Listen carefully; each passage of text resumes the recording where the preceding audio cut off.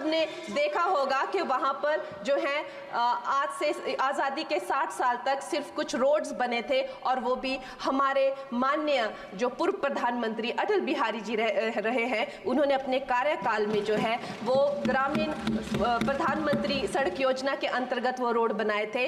लेकिन पिछले 10 वर्षों में प्रधानमंत्री नरेंद्र मोदी जी की सरकार ने हमारे क्षेत्र को जो है एम्स, IIIT, IIM जैसे वैश्विक स्तर के जो है वो संस्थान दिए हैं, और वंदे भारत जैसी ट्रेन को हमारे हिमाचल में पहुंचाया है।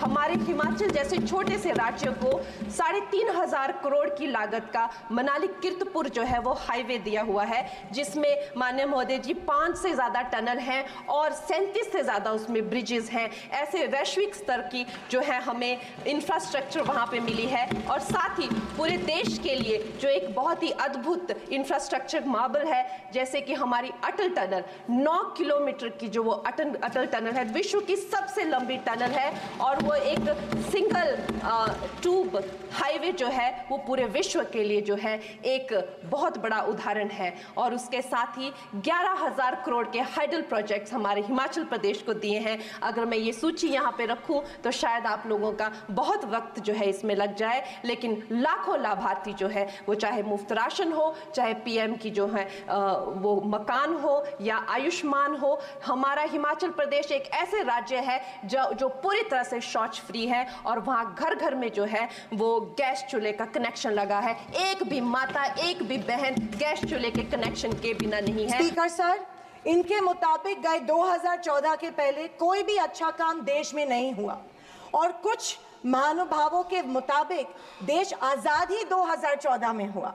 खैर, आप कितनी भी कोशिश कीजिए, लेकिन इस सच्चाई को नहीं झटला सकते कि आज जो भारत चांद पर पहुंचा उसकी नींव इसरो के रूप में पंडित नेहरू जी ने रखी थी।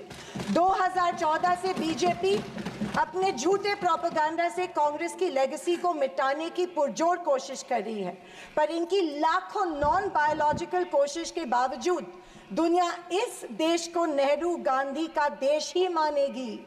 ये दुनिया की किसी भी कोने में जब जाते हैं तो इनको गांधी जी के प्रतिमा के सामने ही नतमस्तक होना पड़ता है। ऐसी सरकार और ऐसे वित्त मंत्री से हम क्या उम्मीद करें जो प्याज के बढ़ते दाम के सवाल पर कहती है कि दाम बढ़ते हो तो बढ़ने दो, मैं प्याज नहीं खाती। स्कूल कॉलेज के फीस बढ़ते तो बढ़ने दो, हम शिक्षा नहीं भक्त बढ़ाते हैं। पर फिर भी जनता की प्रतिनिधि होने के नाते मेरा दायित्व है कि मैं लोगों के प्रश्न इस सदन में समक्ष पेश करूं। यह है महाराष्ट्र की सोलापुर लोकसभा सीट से कांग्रेस सांसद परिणीति शिंदे। मानसून स्तर के दौरान सांसद कंगना राणौत को क्या खूब धोया। उन्होंने कहा, कुछ महानुभावों के अकॉर्डिंग 2014 के बाद ही देश में अच्छा काम हुआ।